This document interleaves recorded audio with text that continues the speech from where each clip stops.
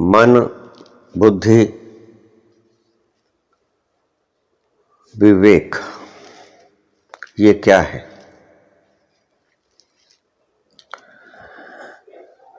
प्रश्न पूछा है नेहा मूंगा।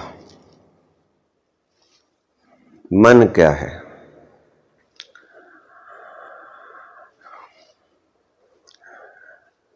एक झील, मौन, शांत। अगर आप उसमें एक पत्थर फेंक दें तो आप पाएंगे कि उसमें तरंगें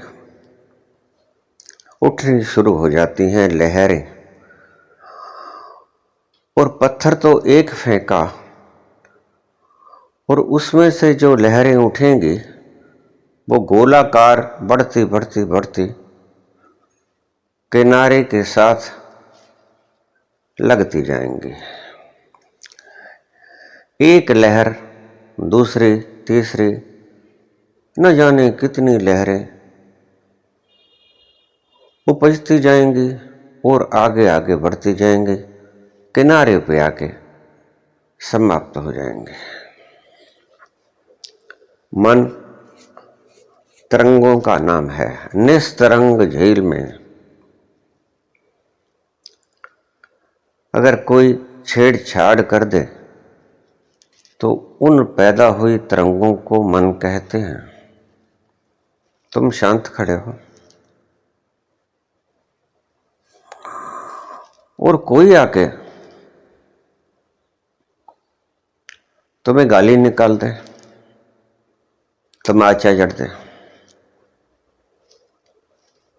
तो तुम्हारे मन में तरंग उत्पन्न होती है और वो एक तरंग बढ़ती ही चली जाती है। 1 से 2, 2 से 3, फिर अनंत, और इतनी अनंत के खत्म होने का नाम नहीं लेती।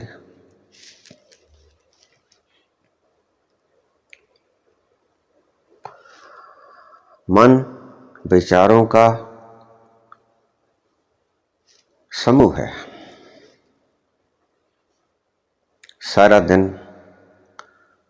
हम जहां से भी गुजरते हैं, जो भी करते हैं, जो भी सुनते हैं, जो भी सोचते हैं, जो भी देखते हैं, जो भी पढ़ते हैं, जो भी मनन करते हैं, उन सब का जोड़ मन है। इतना ही नहीं,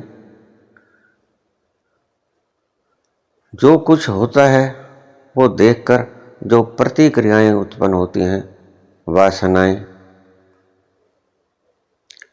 इच्छाएं, तृष्णाएं, भावनाएं, कल्पनाएं,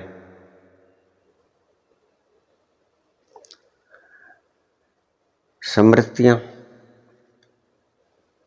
इन सभी को जोड़कर अगर देखा जाए तो उसको मन का नाम दिया गया। मन।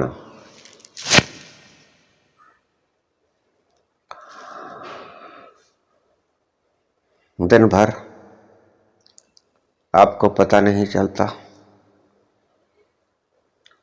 आप बाजार में जा रहे हो, देख रहे हो इधर उधर, शायद आप सोचते होंगे कि घर आके आपने न बाजार से कुछ खाया न खरीदा, बस सिर्फ चले, तो आप सोचते होंगे कि आपने कुछ नहीं किया। आप गलती में। सिर्फ चलते फिरते देखते, सिर्फ चलते, आपके मन में इतना कुछ घर कर गया कि जो ध्यानस्थ लोग हैं वो जब ध्यान में बैठते हैं तो उन्हें पता चलता है कि अकारण ही जब घर से बाजार जा रहे थे और बाजार से घर आ रहे थे, कुछ नहीं किया, सिर्फ कोई छोटी मोटी चीज लेने गए थे और वापस आ रहे थे, इतने में ही न जाने मन क्या कुछ इकट्ठा कर गया। जा रहे हो, कोई विचार नहीं तुम्हारे मन में, साइकिल खरीदने का विचार भी नहीं है, और आपने देखा कि बहुत अच्छी सी कार, चमचम करती कार पास से गुजर गई। मन में क्या आया, ये कार मेरे पास भी होनी चाहिए। विचार बढ़ा और कामों में लग गए। लेकिन ये मत सोचना कि ये विचार आया और चला गया, आप किसी दूसरे काम में उलझ गए।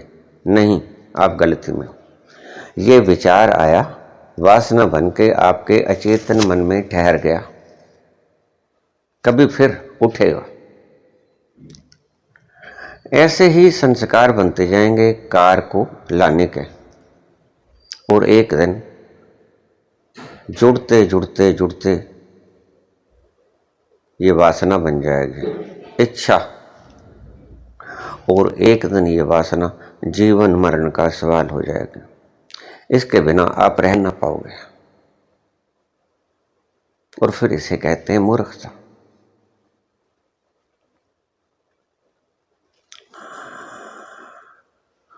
अकारण ही इच्छाएं पैदा करना,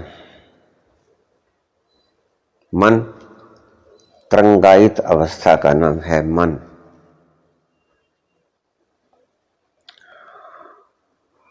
अक्सर शायद ही कोई व्यक्ति ऐसा होगा जिसने मुझसे ये सवाल न किया हो कि मन बहुत तंग करता है, इसको कैसे काबू में किया जाए।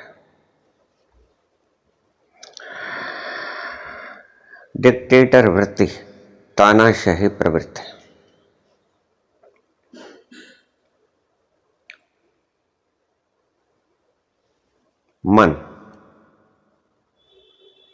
मन के ऊपर अंकुश लगाने वाला तानाशाह। बहुत संख्या में सज्जन, साधु, पुरुष, साधना करने वाले लोग मुझसे संपर्क में आते हैं तो बोलते हैं कि मन को कैसे काबू करें, और लोगों से समझा के आए होते हैं कि मन को तानाशाह बन के कंट्रोल में करो। तानाशाह की परिभाषा क्या है कि मन को बांध के रखो, मन को इधर उधर मत जाने दो। पतंजलि ने अपने योग सूत्र में जो अंग दिए 8, प्रत्याहार, यम नियम आसन, प्राणायाम, प्रत्याहार, धारणा, ध्यान, समाधि, उस शब्द का अर्थ है कि मन जहां जहां भी जाए वहां वहां से उसे वापस खींच के लाओ। पतंजलि अपने ढंग से सही बोल गए, जैसा उनके पास ढंग था बोल गए। ढंग है लेकिन बहुत वक्त लेने वाला ढंग है। मन को काबू करने के लिए बड़ा वक्त खाएगा आपका, बड़ी शक्ति खाएगा, और सारे दिन तुम दुखित रहोगे इस मन के क्रियाकलापों से। मन भटकेगा। अब कार देख ली तो कार चाहिए। जो मन को भा गया वो मन की वासना बन गया।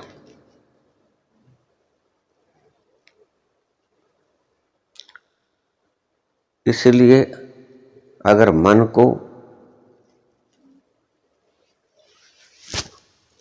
इसकी ऊहापोह को मिटाना है तो इसके ऊपर सख्ताई मत करना। अभी कल ही मेरे पास एक केस आया। बाप है, अक्सर इस दुनिया में ऐसे बाप बहुत कम होते हैं, क्षमा करना, ऐसे बाप बहुत कम होते हैं। तो मैं ये प्रशंसा नहीं कर रहा हूं, मैं उस मूर्खता की मूर्खता को गिना रहा हूं।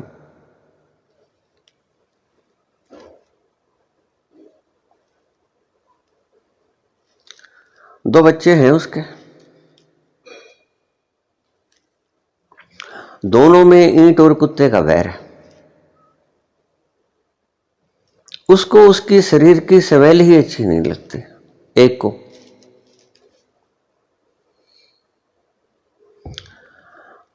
और दूसरा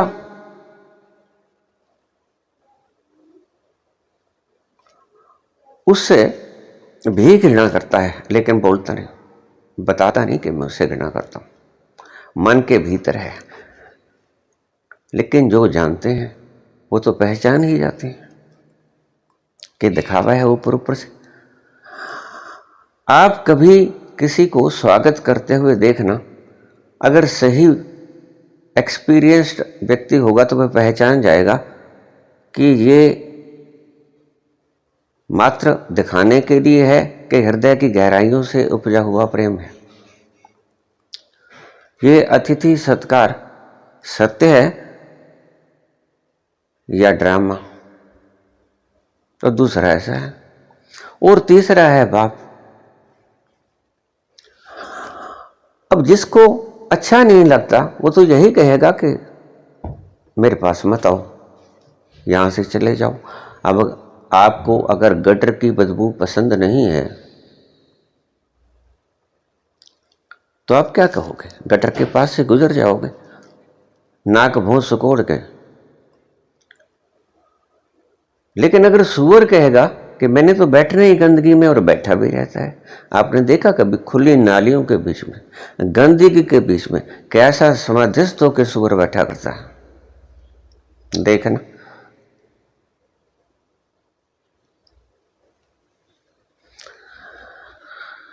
भगवान कृष्ण ने कहा है काक चेष्टा स्वान निद्रा, चेष्टा होनी चाहिए काके जैसे, कौवे जैसी चेष्टा होनी चाहिए। थोड़ा सा मौका मिला कौवा अपना काम कर जाता है, जो चीज उठानी होती है चोंच में डाली और भाग गया। काक चेष्टा बको ध्यानम, बक जैसा बगली जैसा ध्यान, एक पांव पे खड़ा रहता है, देखने वाला समझता है भक्ति कर रहा है, तल्लीन है, मगन है, ध्यान में मस्त है, ईश्वर का नाम जप रहा है, राम राम राधे राधे कर रहा है।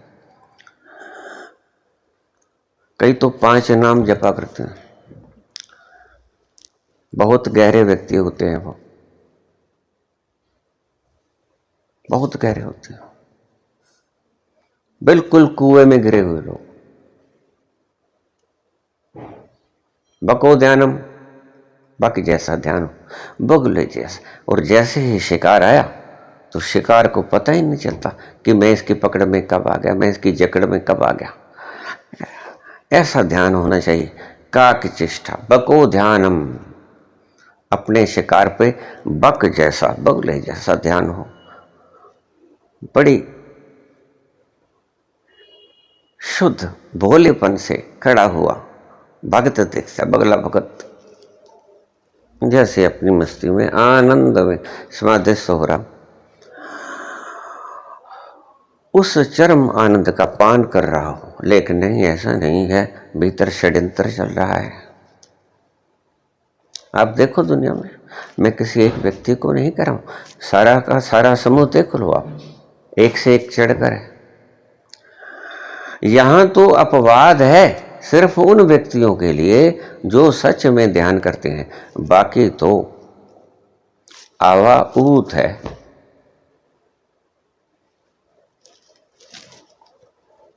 बको ध्यानम काक चेष्टा, और उस लक्ष्य को पाने के लिए बगला जिसे पाना चाहता है उसको काक चेष्टा, कौवे की चेष्टा से पूरा करना चाहिए। जैसे कौवा किसी चीज को प्राप्त करने के लिए बड़े मौके की तलाश करता है और बिल्कुल ऐसा ध्यान मगन रहता है वो भी कि उसका लक्ष्य जैसे ही आपकी निगाह गई वो चीज उठा कर ले जाएगा।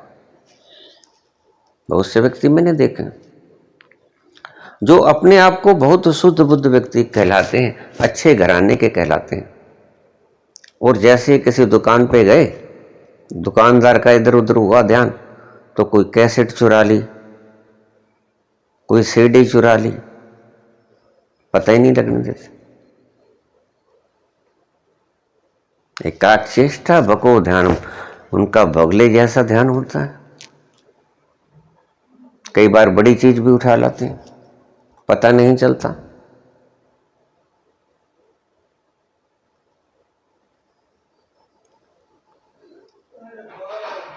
बको ध्यानम, लक्ष्य के ऊपर बगुले जैसा ध्यान हो, केंद्रित। काक चेष्टा, उसे पूरे करने के लिए कौवे जैसी चेष्टा, प्रयत्न होना चाहिए। स्वान निद्रा, ऐसे सो जैसे कुत्ता सोता है। आपने कभी कुत्ते को देखा? कुत्ता जब सोता है तो ऐसा लगता है जैसे जगता है, सो भी लेता है, निद्रा पूरी कर लेता है, लेकिन दूर से आहट हुई कि उसने कान खड़े हो जाते हैं उसके कि कोई आ रहा है। तो आप कुत्ते को सोते हुए देखना, वो सोता हुआ लगेगा और उसकी आंखों में निद्रा होगी, और वैसे आपको लगेगा कि आंखें खुली हुई हैं, सोया भी रहेगा, जगता भी रहेगा। बको ध्यानम, काक चेष्टा, स्वान निद्रा। जब आपका लक्ष्य पूरा करना हो तो कुत्ते की जैसी नींद होनी चाहिए। ध्यान बड़ा सूक्ष्मता से, प्रगाढ़ अपनी अवस्था में लीन। मैं ये चोरी करने वाले चोरों के लिए नहीं कह रहा हूं भाई, मेरी बातों को सुन के कभी चोरी में प्रवीण मत हो जाना। अक्सर लोग ऐसे हैं जिन्हें मैं जानता हूं।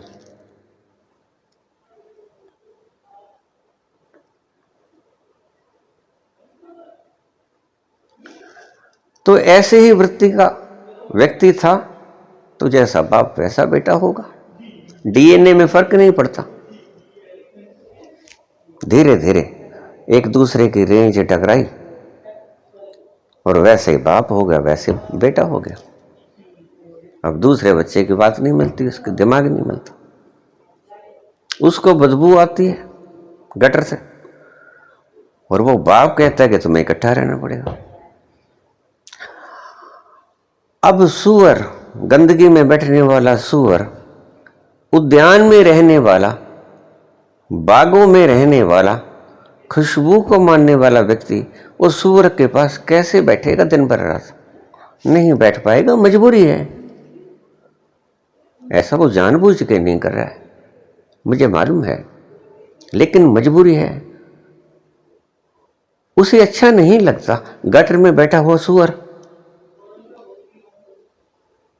वो उद्यान के भीतर खेलने वाला पुजारी, और उसका बाप कहता है कि आपको इस शर्त के ऊपर उसके पास रहना पड़ेगा कि मैं तुम्हें अपनी जायदाद दूंगा, अगर इसके पास नहीं रहोगे तो मैं अपनी जायदाद नहीं तुम्हें दूंगा।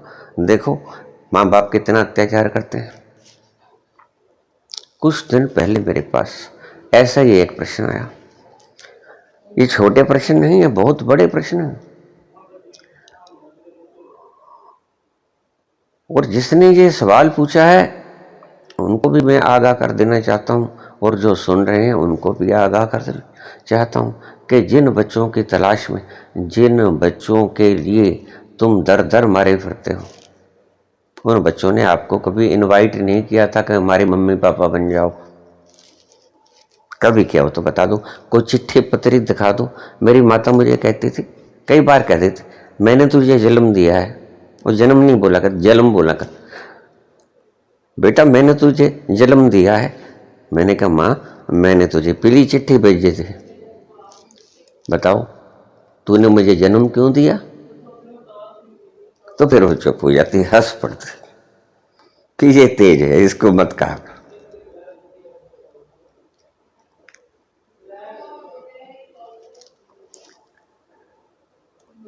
तो उससे पूछा नहीं आपने कि मैं आपको पैदा करूं ना करूं, उसकी कोई परमिशन नहीं, उसकी कोई स्वीकृति नहीं। अरे दिखाया भी तो क्या दिखाया, ये गंध दिखाना था। अगर तुम सच में उससे प्यार करते होते तो तुम उसे दुनिया के ऊपर नहीं लेके आते। अगर तुम सच्चे बाप, हिंदुस्तान में हम दो हमारे दो, और उसके बाद नहीं ठीक आया काम, क्योंकि लातों के भूत कभी बातों से नहीं बना करते हैं। बस दो ही काफी। अरे नाक में दम तो एक ही कर लेगा, तुम दो की बात कर। जहां दुई आई वहां तो झगड़ा शुरू हो गया।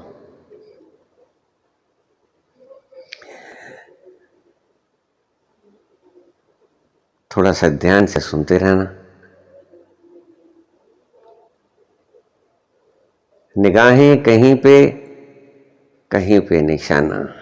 मैं बात कहीं पे करूंगा, निशाना मेरा कहीं और होगा। निशाना तो वही होगा जो मैं चाहता हूं कि लोग ऐसे हो जाएं। लेकिन बात संसार से ही शुरू करनी पड़ती है। तो झगड़ा था बाप का और बेटे का। मैंने कहा भाई देखो, फैसला सुनाओ। कहते, मैंने कहा बात सुन, ये बच्चा बिल्कुल ठीक है। कहता कैसे? मैंने इसको जन्म दिया, पाला पोसा, इसकी हर इच्छा पूरी की, पढ़ाया लिखाया, सब कुछ किया, ये ठीक कैसे हो गया? और मैं बाप, मैं गलत कैसे? मैंने कहा सबसे पहली गलती ही तुम्हारी है। आगाज तुमने क्यों किया? तो उसका मुंह पीला जर्द हो गया। कहता कोई गुनाह है? मैं सबसे बड़ा गुनाह है।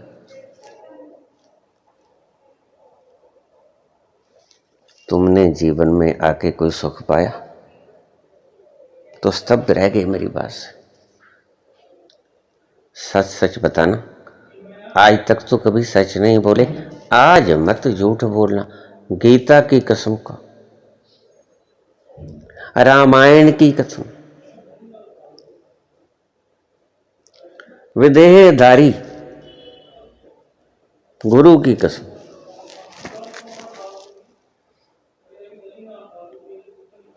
सच बोलो। जन्म नेके कभी सुख पाया? सोचने लगे, नहीं पाया।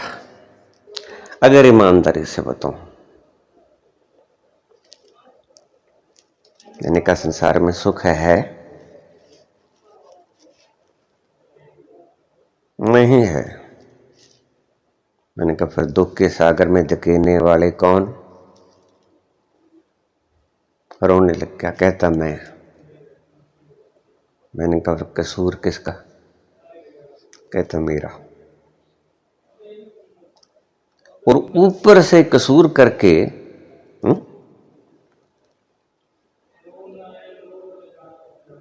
दंडित इसको कर रहे हो, कसूर तुम्हारा।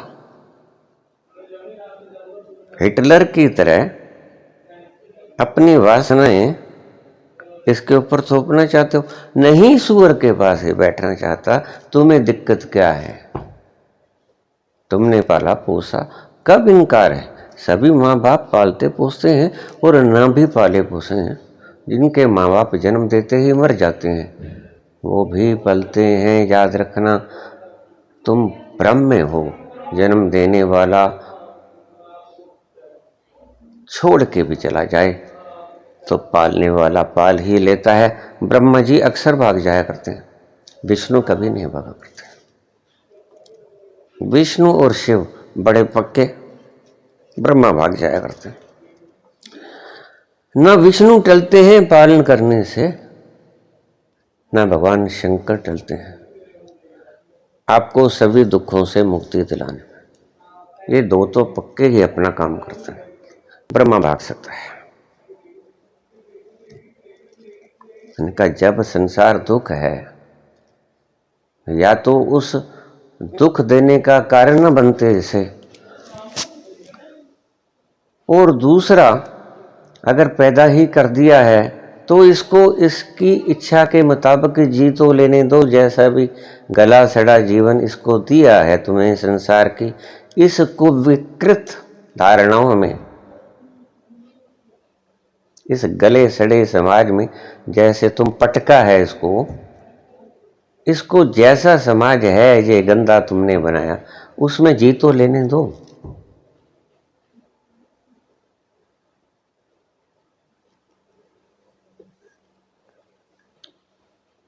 वो बच्चा मेरे को शिकायत करने लगा, ये मेरे पे उल जुलूल बातें थोपता है, ये जाते गधे को कहता है कि इसके पाँव के हाथ लगा लो। ऐसा पागलपन मैं कैसे करूं? हद हो गई। मैंने कहा तुम ऐसा करते हो? तुम अपने बच्चे से कहते हो कि गधे को पाँव के हाथ लगाओ क्योंकि मेरा ये भाई लगता है बड़ा? हद हो गई। भला कोई गधे को पाम लगाने वाली चीज है क्या? ना जाने कब दुलत्ती मारते हैं।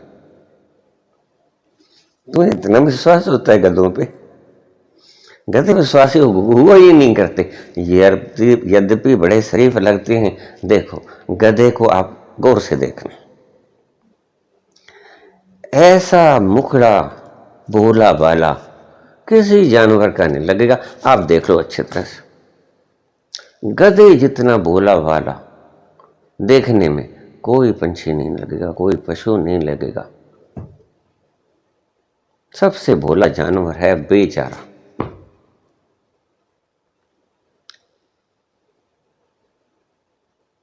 और ये कहता है गधे को हाथ लगाओ पाँव को, और बात बात में ये कह देता है नहीं तो अपनी संपत्ति से बेदाब कर दूंगा। बड़ा गहन मसला था। अब पैसे के बिना भाई सरता भी नहीं, संसार है। यहां कोई ऐसा तो नियम है नहीं इस ग्रह पे। मैंने पहले भी अपने प्रवचन में कहा था कि मैं जिस वक्त अंतरिक्ष की यात्रा कर रहा था दूसरे ग्रहों की, मैंने एक ऐसा ग्रह देखा जो मेरे मन को सदा के लिए लुभा गया। ऐसी व्यवस्था मैंने और भी ग्रहों की यात्रा की है इस शरीर को छोड़ के। बहुत से ग्रहों पे मैंने व्यवस्थाएं देखी, लेकिन वो ग्रह मेरी आत्मा के अंतरतम में जगह बना गया। आज भी वो स्मृति मेरे भीतर विद्यमान है। वह सभी लोग काम करते हैं, काम ध्यान भी करते हैं। मुद्रा नाम की चीज नहीं है, वहां करेंसी नहीं है। जमीन है इस धरती से करीब 10 गुना बड़ा ग्रह, उसके 3 चंद्रमा हैं। क्यों है ये तो मुझे नहीं मालूम, ये तो जिसने बनाया उसको पता है, मुझे क्या पता क्यों बनाया। तो मैं वहां गया तो भाषा तो समझ नहीं सकता। भाषा तो अगर चीन में भी चला जाऊंगा तो मैं नहीं, फ्रांसीसी, चाइना, रशियन किसी की भी नहीं समझ पाऊंगा। तो दूसरे ग्रह की तो भाषा समझनी बहुत मुश्किल है। लेकिन थोड़ा समझना, एक भाषा होती है जो सभी की समान होती है। कैसे?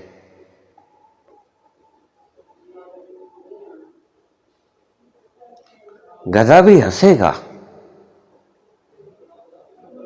तो उसका पता चल जाएगा कि यह खुश है।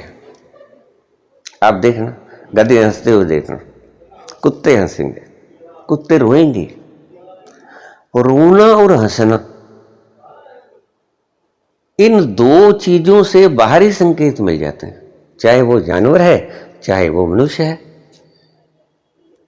चाहे वो पशु पंछी है।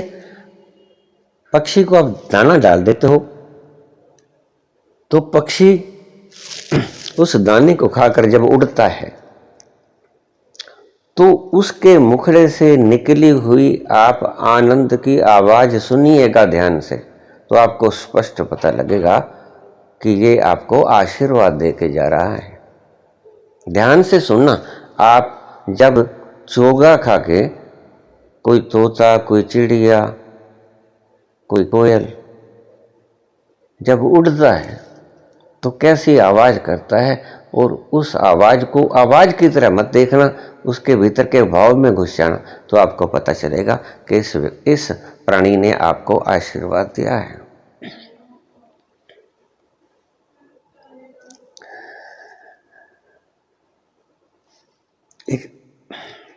एक सेठ था, उसका नियम था कि सुबह उठ के वो पहले ब्राह्मण को भोजन कराता और फिर वो खुद कुछ खाया करता था। एक दिन श्राद्धों का दिन था,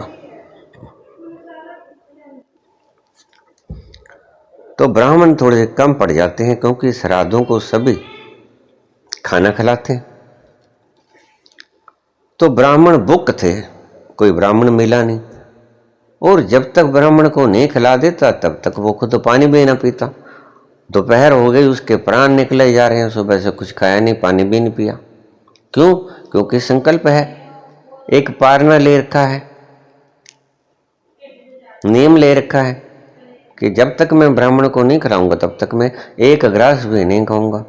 ब्राह्मण मिला नहीं, दोपहर हो गई। एक व्यक्ति सांवले रंग का वृद्ध जा रहा है, तो वो इतना पागल हो गया सेठ, ये सेठ लोग भूख बर्दाश्त नहीं कर सकते हैं। थोड़ा ध्यानपूर्वक सुनिएगा, ये सेठ लोग ना तो गर्मी सर्दी बर्दाश्त कर सकते हैं, ना भूख बर्दाश्त कर सकते हैं। ये सेठ कम और दुष्ट ज्यादा हुआ करते हैं। ये अपने शरीर को खुद का होना समझते हैं कि मैं शरीर हूं, और इसी पागलपन में सदा दूसरा भूखा रह जाए तो कोई बात नहीं, ये अपनी तो भूख मिटा ही लिया करते हैं। एसी वगैरह हीटर वगैरह लगा के अपनी सर्दी गर्मी अच्छे गर्म 15-20 लाख के कोट पैंट सूट डाल के अपनी गर्मी सर्दी तो बड़े मजे से गुजारते हैं, और जो बच जाता है उसको बैंकों में जोड़ लेते हैं। इन्हें मालूम ही नहीं होता कि कोई हीटर और गीजर और एसी की बात तो छोड़ो, कोई बिना वस्त्रों के नंग धड़ंग पेट में भी उसके अन्न नहीं है, भूखा मरा जा रहा है, और तुमने इसके हक का पैसा चुरा के छुपा लिया है बैंकों में। मैं जमा नहीं कहूँगा, मैं छुपाना कहूँगा, मैं इसे चोरी करना कहता हूँ। जैन धर्म में, पातंजलि धर्म में एक शब्द है, पातंजलि ने भी कहा, महावीर ने भी कहा, तीर्थंकर भी कहा करते थे, सत्य अस्ते ब्रह्मचर्य अपरिग्रह। अब ये कम से कम जोड़ने वाले, बैंकों में जोड़ने वाले भगवान महावीर के शिष्य तो हो नहीं सकते, और ना ही पातंजलि के शिष्य हुआ करते हैं। अब जरा देखना, ये पातंजलि के प्रोडक्ट बेचने वाले न जाने कौन मालिक है इसका। मुझे तो ऐसा ही पता है कि कोई झोलाधारी बाबा है,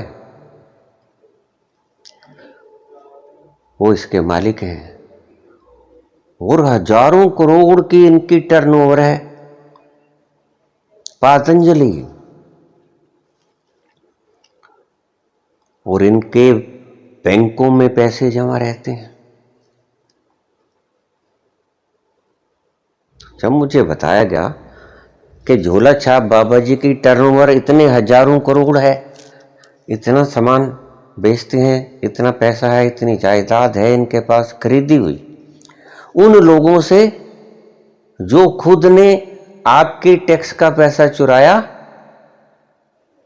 और बैंकों में छुपा दिया चोरी करके, ये चोरी है। भूख शांत कर लेना कोई चोरी नहीं, चोरी करके भी भूख शांत कर लेना चोरी नहीं है। मेरे शब्दों को फिर से समझ लेना, अपनी भूख को चोरी करके भी शांत कर लेना चोरी नहीं है, और अपनी भूख को शांत करके दूसरे को भूख से तड़पा के मार देना हत्या है, तुम हत्यारे हो। ये पातंजलि के मालिक सत्य अहिंसा अस्त्य ब्रह्मचर्य अपरिग्रह, ये अपरिग्रह को कैसे व्याख्यायित करेंगे, मुझे कृपया इस बात का जवाब दें। ये महावीर की वाणी, सत्य अहिंसा अस्तेय ब्रह्मचर्य अपरिग्रह, अपरिग्रह महावीर के शिष्य जैन। आपको पता है कि सबसे बड़ी अमीर जमात जैन है। जैनियों के पास प्रचुर मात्रा में धन होता है, जमा रखते हैं, और महावीर के शिष्य हैं और महावीर अपरिग्रह की बात कहते हैं। 5-4 बातें ही कही हैं। जोड़ो मत, किसी को मारो मत, किसी को हानि ना पहुंचाओ, किसी को दुख ना पहुंचाओ। और हानि ना पहुंचाओ का अर्थ क्या है? जोड़ने का अर्थ क्या है? किसी से छीनोगे तो जोड़ोगे, कोई ऊपर से तो गिरेगा नहीं। किसी के जेब में से निकालोगे तो उसका घटेगा, तो उसका नुकसान हुआ कि नहीं हुआ? उसको आपने गरीब किया कि नहीं किया? जितना चोरी किया उसका, उतना उसका छीन लिया आपने, अच्छे अच्छे सब जवाब दिखा के आपने जोड़ लिया। और आपके जोड़ने का कोई अर्थ भी नहीं है, क्योंकि जरूरत तो सिर्फ इंद्रियों की तृप्ति तक के लिए ही होती है, बाकी तो वासना होती है। देखिए, आपका पेट ठीक से भर जाए, सर्दी गर्मी में आपको वातानुकूलित माहौल मिल जाए, सिर पर छत मिल जाए, बारिश में छाता मिल जाए, सोने को पलंग मिल जाए, सिर पे छत हो, सर्दी में गर्म वस्त्र हो, गर्मी के भीतर कुछ ठंडक हो, इससे ज्यादा सुख और क्या होता है? फरीद तो कहते हैं, देख पराई चौपड़ी मत ललचावे जी। देख पराई चौपड़ी मत ललचावे जी, रुखी सुखी खाई के ठंडा पानी पी। अरे भाई, ये रूखी सूखी खाई के ठंडा पानी पी, ये बैंकों में इतना खरबों जमा है। पहले तो बैंक ही महावीर का दुश्मन है। बैंक क्यों जमा करता है भाई? बैंक ही पातंजलि का दुश्मन है, क्योंकि पातंजलि और महावीर तो बेचारे चिल्लाए जा रहे हैं कि मत जोड़ो मत जोड़ो, बहुत ज्यादा सियाने हैं, इसमें कोई शक नहीं। मुझे लोग कहते हैं हम दुखी क्यों हैं? अपनी वासनाओं के कारण। कहते हैं हमारे में तो कोई वासना है नहीं, तो मैंने कहा फिर क्यों जोड़ रखा है ये? कहती है थोड़ी सी कभी जरूरत पड़ जाती है। मैंने कहा जब पड़ेगी तब पड़ेगी, अभी तो नहीं है। कहता नहीं अभी तो ठीक है, पेट भर गया है, हाँ, गर्म कपड़ा है, सोने के लिए साधन सब ठीक है, एसी वगैरह सब ठीक है, तो और जरूरत क्या है? अभी कोई नहीं, अभी कोई नहीं तो बांट दो जो तुम्हारे पास फालतू जोड़ रखा है। अरे तुम्हें पता है 3 अरब लोग धरती पे, छोटे छोटे बच्चे जिन्होंने सुख का एक सांस नहीं लिया, भूखे मर जाते हैं। और तुम शादी समारोह में इतना अन्न फेंक दिया करते हो, बेकार हो जाया करता है वो, जो कि बहुत गरीब बच्चों का, भूख के कारण मरते हुए बच्चों की जान बचा सकता है। मैं इसे संजीवनी दान गिना करता हूं। कभी भी किसी भी इनविटेशन पर जाना, विवाह शादी पे जाना, झूठा मत छोड़ के ना, थोड़ा सा कम रखवाना। हमारे आयुर्वेद के भीतर सबसे पहला सिद्धांत यह दिया गया है कि पेट को कम से कम 1/4 भाग खाली रख के अपनी भूख मिटा लेना। 1/4 भूख रख के खाना, और तुम शाम तक का खा के आ जाते हो। और फिर गैस, चूर्ण, कब्जहर, ये दवाइयाँ चाहिए आपको। खुद ही बीमारी पैदा करते हो, फिर दवाइयों की तो जरूरत पड़ेगी ही। ज्यादा खाओगे, भगवान किसी ने कहा है समुचित आहार व्यवहार, यथा आहार विहारस्य युक्ताहार विहारस्य,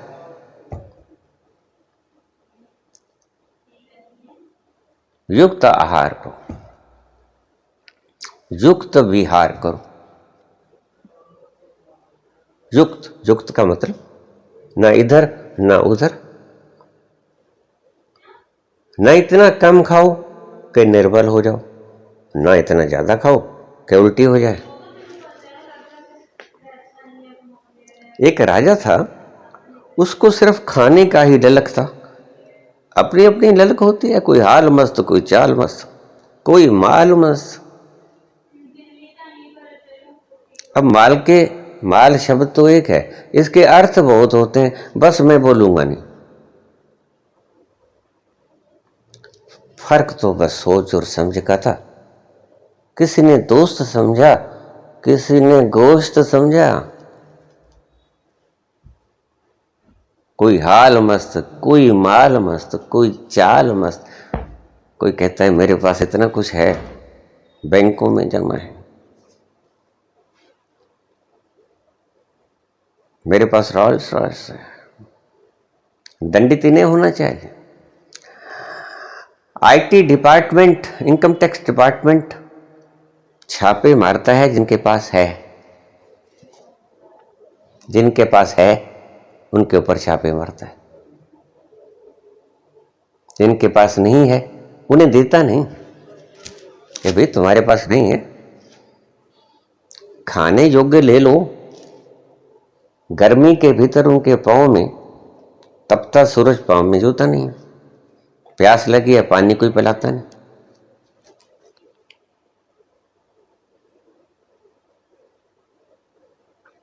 इनकम टैक्स डिपार्टमेंट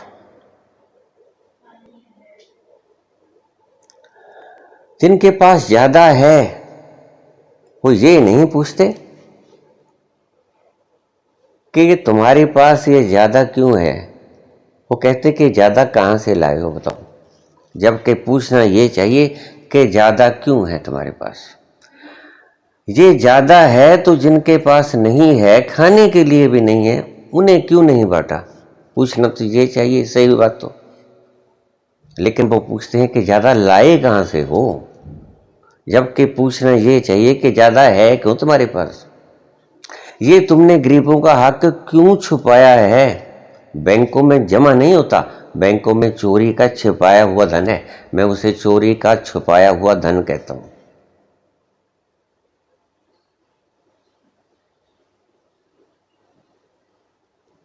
मैं बोला करता था अक्सर, एक पूरा परिवार घंटों घंटों मैं बोलता रहता, थक जाता, रात को दिन को, कोई 2 बजे 2:30 बजे 3 बजे जब चाहे उनकी कॉल आ जाए। मैं तो क्योंकि सारी रात ही जागता रहता हूं, यद्यपि मस्ती में होता हूं।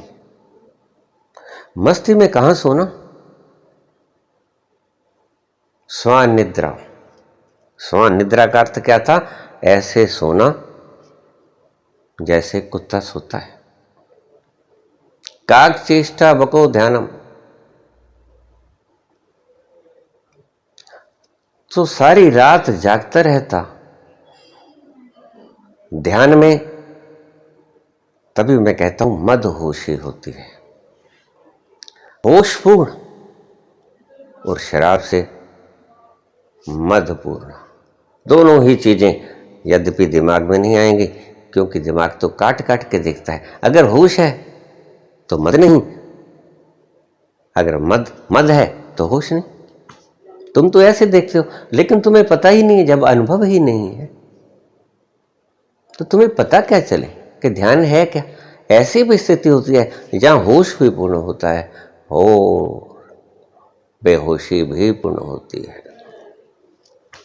ऐसी अवस्था तुमने कभी जानी हो तो पता लगे, और जब जानी ही नहीं तुम्हें तो तुम उसे प्रयत्न क्या करोगे पाने का।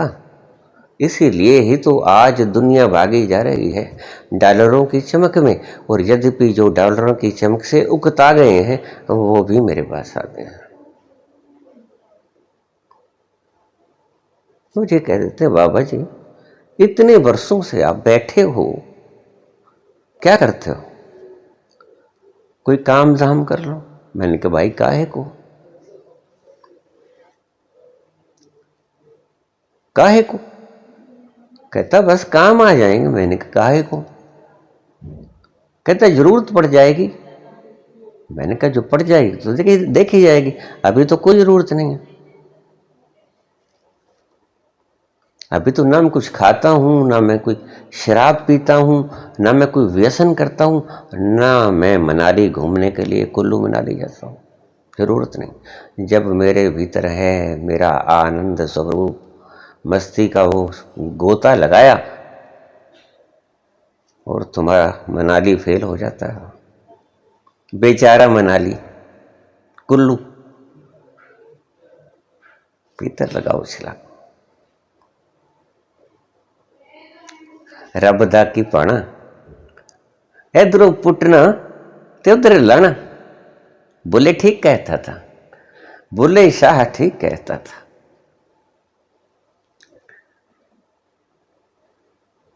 तो कोई आवश्यकता नहीं है। और फिर दूसरे ऐसे भी हैं, अब वो मुझे 70-80 की उम्र में काम करने को कहते हैं, और यहाँ 20-25-30 साल के लोग बिल्कुल खाली बैठे आराम। और वो ऐसा भी नहीं है कि कोई ध्यान वगैरह के चक्कर में, नहीं, वो किसी और चक्कर में होते हैं। वो कभी फिर बताऊंगा मैं आपको किस चक्कर में होते हैं। अभी मैं प्रसंगवश बात करूं।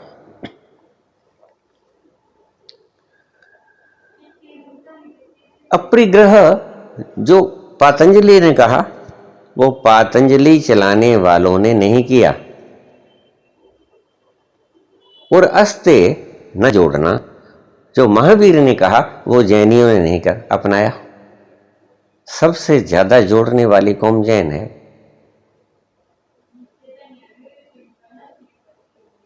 सबसे ज्यादा बैंकों में जैन धर्म के पैसे पड़े होंगे, सबसे ज्यादा प्रॉपर्टी इन लोगों के पास होगी।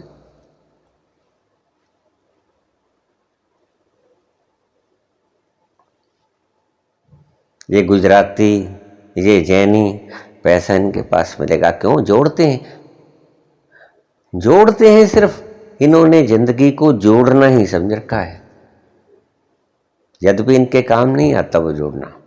और जिनके लिए जुड़ा काम उनके भी नहीं आता। तभी तो मैं कहता हूं कि ये पागल लोग। एक सेठ मेरे पास आया, मैंने उसे कहा काहे को जोड़ते हो? कहता ऐसा है, अपनी तो दुख सुख से जैसे तैसे गुजार लिए, आने वाली संतान तो दुख न भोगे। मैंने कहा पैसा ही, सिर्फ पैसा ना होना ही दुख होता है? तो फिर कबीर और नानक से ज्यादा दुखी और कौन होगे? नानक तो काम ही नहीं करते, वो तो अपना तंबूरा बजाते हैं और ईश्वर गुणगान करते। और कबीर तो बस ये थोड़ा बहुत कोई चादर वगैरह बुन लिया, ये कोई काम थोड़ा ही होता है, इससे जोड़ेगा थोड़ी वो, इससे तो जरूरतें पूरी करेगा। कहता आने वाली पुश्तों का सुधार हो जाए, थोड़ा कहीं हमारा दादा परदादा इतना जोड़ गया था। मैंने कहा बस इस जीने को ही आप जीना कहते हैं। क्या करें जब हमारे राजा गण ऐसे होंगे कि खाने तक के लाले पड़ जाएंगे बड़े बड़े लोगों को, लाशें गंगा में तैरना शुरू हो जाएंगी और बड़े बड़े होर्डिंग्स लगा दिए जाएंगे कि अगर ये है मोदी है तो मुमकिन है। अब क्या मुमकिन कर दिया आपको पता है? मुमकिन क्या हुआ मोदी राज में वो आप सबने देखा है। और ऐसे दृश्य ईश्वर करे, ना तो ऐसे राजा दिखाए और ना ही ऐसे दृश्य दिखाए। इस धरा को कभी ऐसा दृश्य देखने को ना मिले। हे ईश सब सुखी हो, कोई न हो दुखारी, सब भद्र भाव देखें, धन धान्य के भंडारी। न धन रहा न धान्य रहा, न अच्छे अच्छे दृश्य देखने को रहे। सब हो निरोग भगवान, अस्पतालों में बेड नहीं मिले है। यहां तक के जो मुफ्त दी है ईश्वर ने सबसे ज्यादा क्वांटिटी में, वो ऑक्सीजन नहीं मिली। अब इनकी मैनेजमेंट देख लो। और इनको काम क्या है बताओ? जनता इन्हें आराम के सभी साधन मुहैया तो करवाती ही है, सैर सपाटे के, विदेशों की भ्रमण, रमणीय स्थल देखने के हासिल कराती है सारी चीजें अपने टैक्स देकर। और ये क्या समझते हैं? ये समझते हैं कि ये पैसा जो दिया है मुल्क के लोगों ने हमें भ्रमण करने के लिए, हमें ऐश करने के लिए दिया है। ये पैसा दिया है मैनेजमेंट के लिए, जीवन को ठीक से चला सके, व्यवस्था को ठीक से चला सके। और व्यवस्था को ही तुमने ठीक से चलाया नहीं। भला जिंदगी में ऐसा युवा आपने देखा कि पीएम सीएम बनने के लिए वोट मांगे? ऐसा मैंने देखा बंगाल में,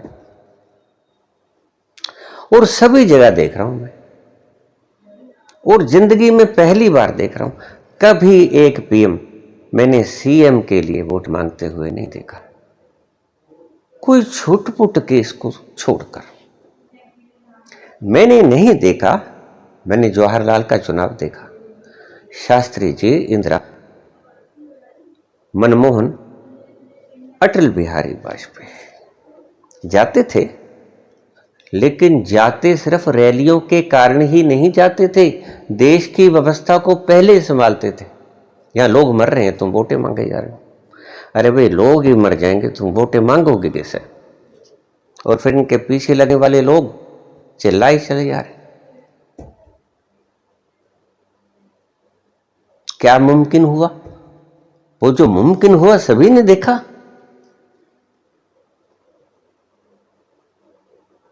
हमारी परम पवित्र, हमारी तपोस्थली गंगा को विकृत हमने पहली बार देखा इस ढंग से। बिना मांस की हड्डियां गिरती देखी सदा, लेकिन हड्डियों समेत मांस पहली बार तिरता देखा। और वो एक दो नहीं, भारी संख्या में तिरता देखा। और झूठ तो कोई आज हिंदुस्तान के शासकों से सीखे। लूटा सभी ने, कहां तक नाम गिनवाएं, सभी ने हमको लूटा है। हमारे देशवासियों की करुण गाथा है ये, आजादी के बाद की नहीं। कभी हून आए, कभी अंग्रेज आए, कभी मुसलमान आए, साथ साथ पीढ़ियां जम के लूटा, जम के अत्याचार किया। क्यों? औरंगजेब कहता कि इस्लाम धर्म ग्रहण करो, नहीं तो मार देंगे, कोलू में पड़वा देंगे। उनसे पूछा जाए, अगर वो आज है नहीं होते तो जरूर पूछता कि इस्लाम से तुमने आनंद पाया? नहीं, इनको पता नहीं। इस्लाम का शाब्दिक अर्थ शांति ही होता है। और उस व्यक्ति ने अपने भाई तक को कत्ल कर दिया, तारा सिकोह को कत्ल करके, जो सबसे बड़ा था, राज्य का उत्तराधिकारी था, उसको कत्ल करके छोटों को भी कत्ल कर दिया, सिंहासन पे बैठ गया। ये इस्लाम पसंद लोग हैं, ये शांति प्रिय लोग हैं, जो शांति के लिए हत्याओं का इस्तेमाल करते हैं। ऐसे पागल शासक एक नहीं, धरती पे अनेकों आए हैं, इसमें कोई आश्चर्य की बात नहीं। मैं कभी कभी तारीफ कर देता हूं अटल बिहारी पंडित जी की। मैंने विपक्ष में मैंने सभी प्रधानमंत्री देखे, जवाहरलाल से लगे नरेंद्र मोदी तक, लेकिन जो व्यवस्था, जो सुंदरता, जो मुखरता और जो मौन, इनका मिश्रण मैंने अटल बिहारी में देखा। वो किसी भी प्रधानमंत्री में मैंने नहीं देखा। मुखरता का और मौन का संगम, लाजवाब संगम। उनके राज्य में मुझे ऐसा लगता था जैसे आज शायद राम राज्य आ जाएगा। चले गए और उसके बाद जो विरासत छोड़ के गए हैं वो आप देख रहे। और शायद उम्मीद है मुझे कि शायद आगे भी आप ऐसा ही कुछ करने को है, मुझे ऐसा लग रहा है। अगर आप में समझ बाकी न रह गई हो तो ऐसा ही होगा।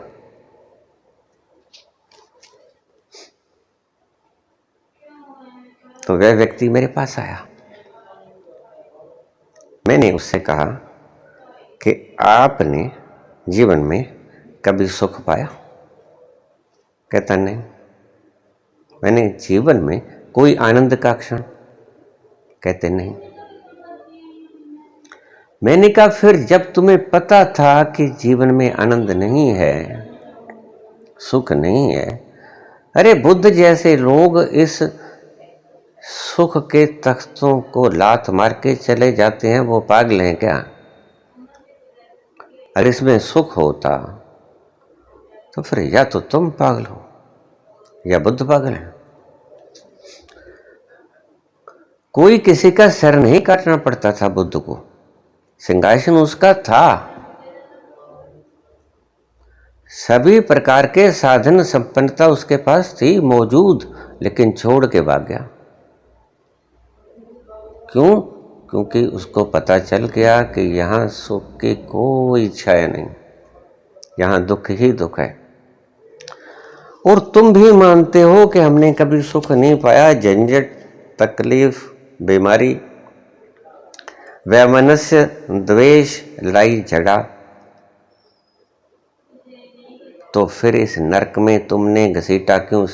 ये तो क्या करे, बच्चा है, आपने जन्म दिया है। अगर इससे पहले थोड़ा पूछ लेते तो निश्चित रूप से कह देता प्रणाम, मुझे मत उतारना पिताश्री। तो जिम्मेदार कौन? तो मुख भटकाए बैठा रहा। मेरी बातें उतर रही थी उसके जहन में। कहा एक तो तुमने पाप किया, एक चोरी और फिर सीना चोरी, और फिर इसको जन्म दिया, ये अपराध तो तुमने किया ही किया, और फिर इसको चलाते भी अपने हिसाब से हो। बहुत से माता पिता मैंने देखे हैं जो अगर कोई बच्चा उनके अनुसार काम ना करे, वो क्या कहते हैं कि आज खाना नहीं मिलेगा। अरे भाई नहीं मिलेगा, छोटे छोटे बच्चों को कह देते हैं। भीतर से सच में रोता हूं। क्या कसूर है इनका? क्या कसूर है जो 3 अरब लोग भूखे मरते हैं? बच्चों, छोटे छोटे बच्चे। बड़ा आदमी तो भूखा मरता नहीं, बड़ा आदमी तो चोरी कर लेगा, छोटा बच्चा तो चोरी करनी भी नहीं जानता, उसे तो ढंग ही नहीं आते। बड़ा तो अपने सब ऐश पूरे कर लेगा, बड़े ढंग हैं पूरे करने। अब मुझसे ज्यादा आप ही जानते होंगे, मैं आपको क्या बताऊं। चोरी कर लेगा, छुपा के भी लेगा, आपको पता भी नहीं चलेगा, खा लेगा, पी लेगा। मैंने एक ब्राह्मण परिवार देखा, वो 2 मुर्गे चढ़ जाया करता था, एक बोतल, और आके जब मेरे प्रणाम करता तो मैंने उसको दफा कर दिया, निकल बाहर। कहता क्यों? मैं मुर्गे को चढ़े, उसको जीने का अधिकार नहीं है। नहीं, मैंने खाई है। अब इन लोगों को क्या समझाएं कि मांस नहीं खाना चाहिए? नहीं, इन लोगों को दफा कर देना चाहिए कि जाओ यहां से, खाओ, खूब खाओ। ऋणम कृत्वा घृतम पिबेत यदा जीवेत सुखी जीवेत। जब तक जियो सुखी होके जियो, कर्ज उठा लो, और जिससे कर्ज उठाया उसके विरुद्ध दरखास्त दे दो। जिससे कर्ज उठाया उसके ऊपर रिकवरी डाल दो वापस, कि मैंने तो लेनी है इसके। ऐसे समाज में जी रहे हो आप, हम नहीं। हमने वो रेखा क्रॉस कर दी। आपसे भी अनुरोध करता हूं कि मत भटको, उस तल पे आ जाओ जिस तल पर खुशी ही खुशी है, जहां पर ये पागलपन करना ही ठीक नहीं समझोगे तुम खुद ही। ऐसा नहीं कि तुम कर ना पाओगे, नहीं नहीं, तुम्हारा मन ही नहीं करेगा। काहे को? क्यों किसी को दुखी करके मैं बैंक में जमा करूं? क्यों किसी को भूखा मार के मैं बैंक में जमा करूं? ये देखो पाप है ना। कोई तो भूखा मरे और पैसे से अन्न खरीदा जाता है और तुम वो पैसा बैंकों में जमा कर लो, पाप है ना। अगर तुम सच में ईमानदार हो, अगर तुम सच में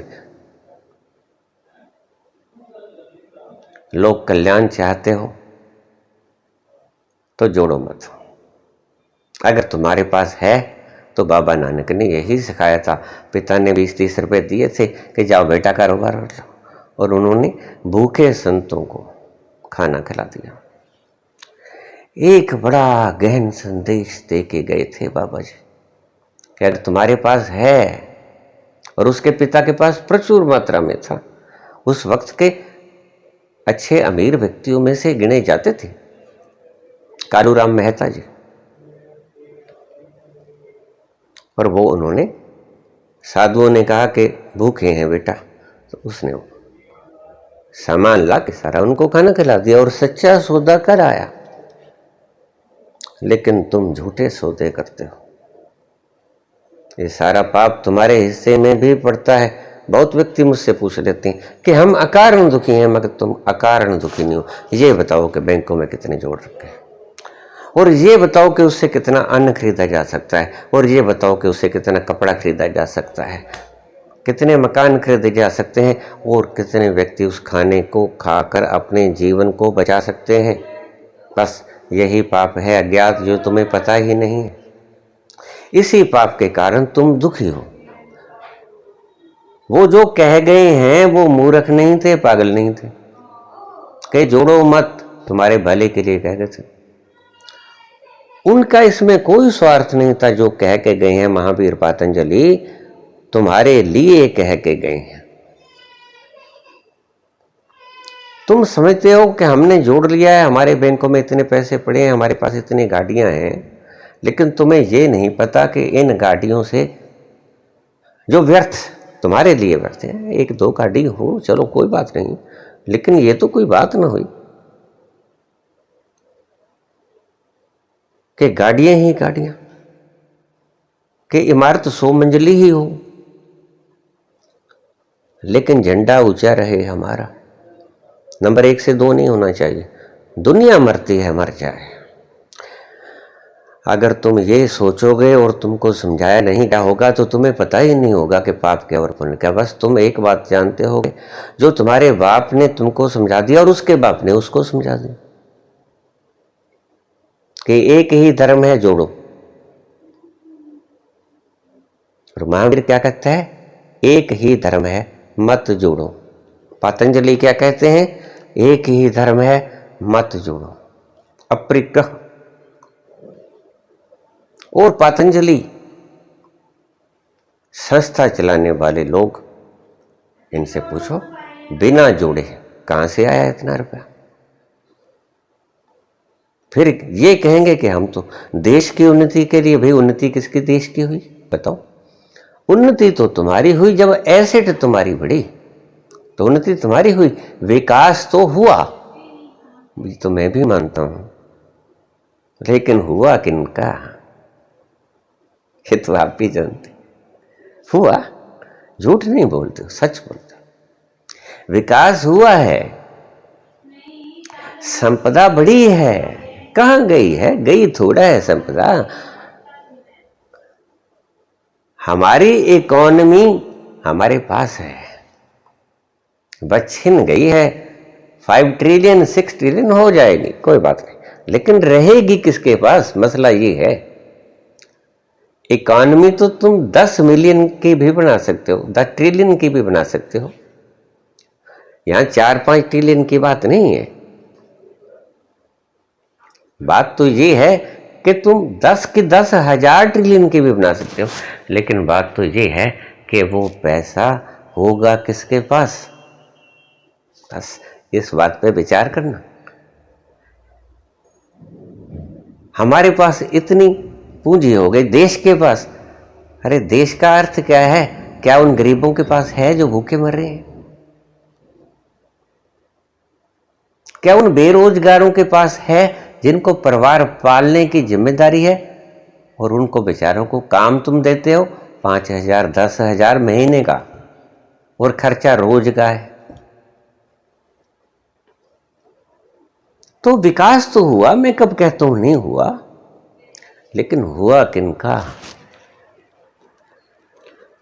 रोजगार तो मिला, लेकिन किनको मिला? जिनको जरूरत नहीं थी।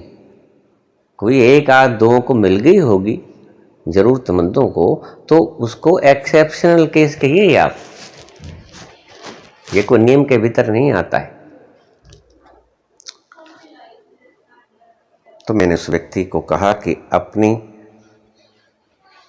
ये विकृत धारणाओं को, एक तो पहले तुमने अपराध किया, इसको जन्म देके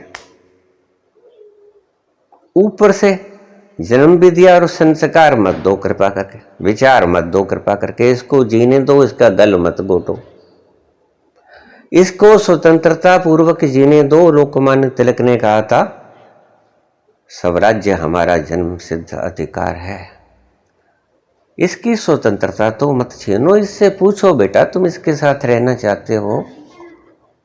और जब ये पुकार पुकार के कहता है कि मैं नहीं रहना चाहते हो, तो तुम क्यों उनके मुंड भुंडारे हो भाई? तुम्हारे पास है, तुम दोनों को बांटो, जैसा बांटना, हाँ कमते जाता दे सकते हो, ये तुम्हारी खुद की समस्या है। लेकिन डराना, नहीं मिलेगा खाना, नहीं मिलेगी हमारी जायदाद, बेदाव कर दूंगा, ये कर दूंगा, ये पागलपन किसको सिखाते हो? कल को कोई क्रांतिकारी निकल गया तुम्हें सबक सिखा देगा, फिर तुम रोगे भी, जो रोगे याद कर करके। अपनी औलाद के साथ ऐसे व्यवहार बंद करो, ये अनाचार है, ये आचरण सही नहीं।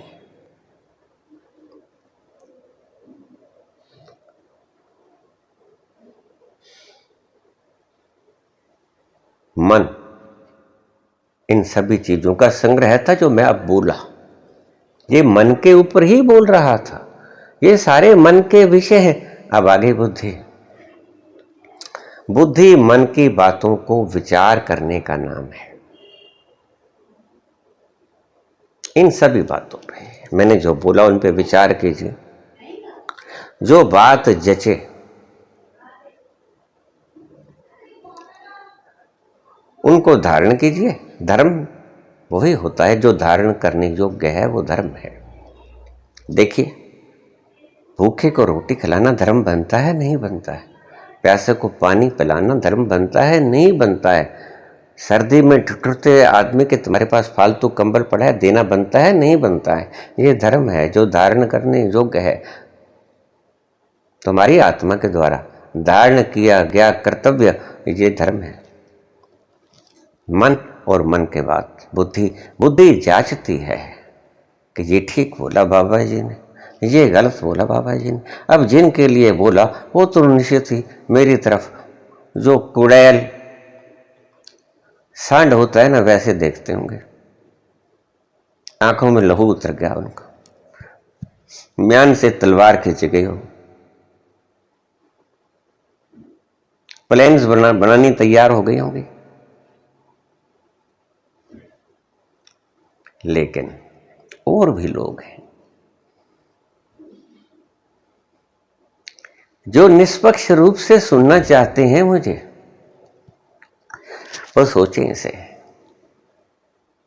बुद्धि उन पर मनन करने की है। मन तो जो आपको बताया वो है, मनन ये बुद्धि का काम है। मन की चीजों पर मन के द्वारा पैदा की गए विचारों पे सारे विचार हैं। चाहे किसी को दबाने का विचार भी मन है, किसी को दान देने का विचार भी मन है, दोनों मन है। एक तीसरी अवस्था होती है अमन, जहां मन ही नहीं होता। अगर वो अवस्था आ जाए तो क्या बात है, तो चैन मिल जाए।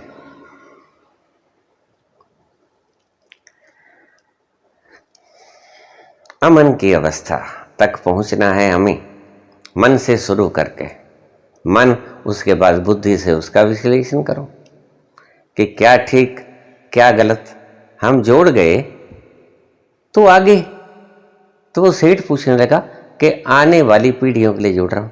मैंने कहा अच्छा चलो ये बताओ कि आने वाली पीढ़ियां चलती रहेंगी, कहीं कोई ऐसा ना आएगा जिसके बच्चा पैदा करने की ताकत नहीं होगी और तुम्हारी पीढ़ी धड़ाम से खत्म। मैंने देखे ऐसे केस,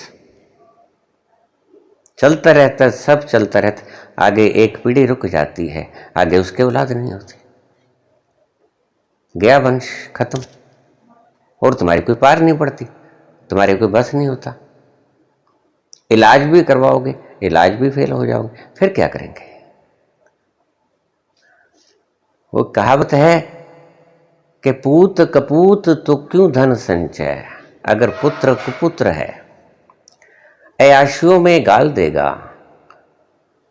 पाप कर्मों में झूठ कफर तोलने में, ठगियों ठोरियों में गुजार देगा, लोगों को दुख देने में गुजार देगा, तो क्यों धन संचय, फिर तुम धन को संचय क्यों करते हो। पूत कपूत तो क्यों धन संचय, पूत सबूत तो क्यों धन संचय। अगर पुत्र सुपुत्र होगा तो धन संचय किसके लिए करोगे, खुद ही जोड़ लेगा। तुम भी तो किसी के सुपुत्र हो जो जोड़ा है। अगर कोई सुपुत्र होगा तो खुद ही जोड़ लेगा, खुद ही कमा लेगा। अगर कोई कुपुत्र होगा तुम्हारा जोड़ा हुआ भी खत्म कर देगा।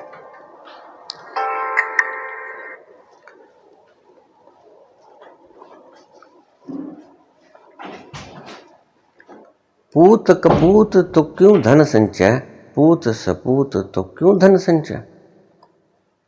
धन संचय करना तुम्हारे समाज में बहुत मान वाला काम है, लेकिन महावीर की दृष्टि में जोड़ना ही पाप है, पातंजलि की दृष्टि में जोड़ना ही पाप है। और ये पातंजलि चलाने वालों का हाल देखो, क्या ये पातंजलि के प्रोडक्ट बेचने की योग्यता रखते हैं, या पातंजलि की धाराओं पे नहीं चलते, जब उनकी बनाई हुई नियम पे नहीं चलते, तो ये क्या पातंजलि के वारिस हैं। जैन वारिस हैं महावीर के? नहीं है। इनका सत्य उजागर होना चाहिए, इनका बहिष्कार होना चाहिए। जो आपको सरेआम मूर्ख बना रहे हैं, मैं किसी पातंजलि का विरोध नहीं करता हूं, मैं पातंजलि के झूठे वंशजों को नंगे कर रहा हूं। खरीदना है खरीदेंगे, किसी के कहने से ना रुके हैं ना रुकेंगे, लेकिन मैं बताता हूं कि क्या ये हैं वंशज? नहीं, पातंजलि नाम है सिर्फ, पातंजलि की धारणा, पातंजलि की इसमें जो नियम बनाई उनके ऊपर नहीं चल रहे। अन्यथा इनकी एसेट ना बढ़ती, अन्यथा जो माल बिकता नो प्रॉफिट नो लॉस पे बिकता। वो जब नो प्रॉफिट नो लॉस पे बिका तो एसेट कैसे बढ़ेगी, आप भी समझते हो। प्रॉफिट से ही एसेट बढ़ेगी। मन, मन के बाद बुद्धि, बुद्धि से विचार करो कौन सी चीज ठीक, कौन सी चीज ठीक नहीं है। तीसरा विवेक, बुद्धि से जब सोचोगे, मन सोचेगा, बुद्धि से तोलोगे, और जो चीज आपके हृदय में उतर गई उसमें मैं कहता हूं विवेक। वो विवेक है असली घी। जो दूध को बिलोया सब मक्खन निकाला ताया, उसके बाद जो सही घृत निकल गया वो है विवेक।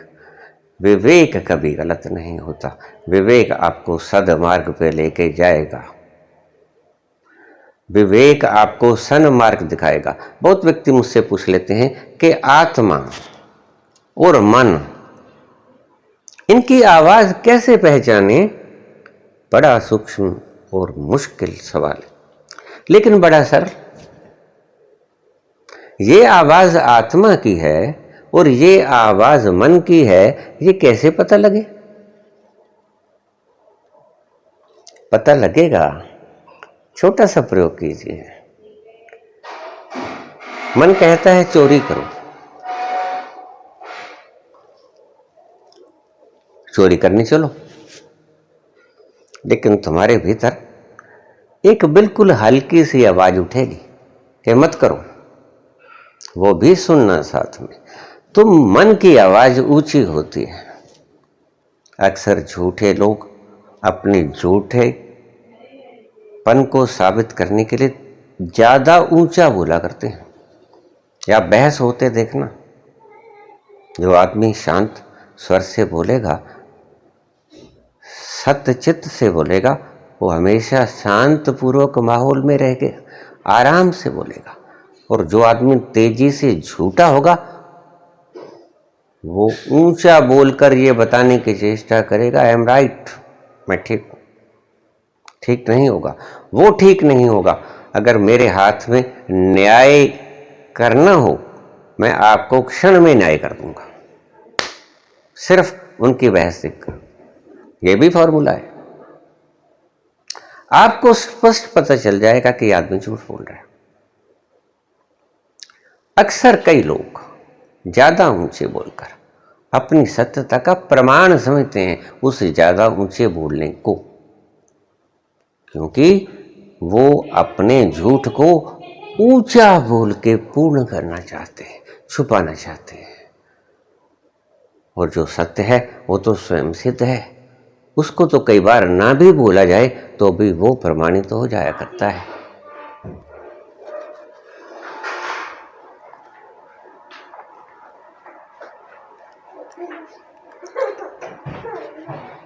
मन से शुरू करो, मन की सारी बातों को देखो, बोलने दो, तोलने दो इसको, उसके बाद बुद्धि के द्वारा मंथन करो उसका।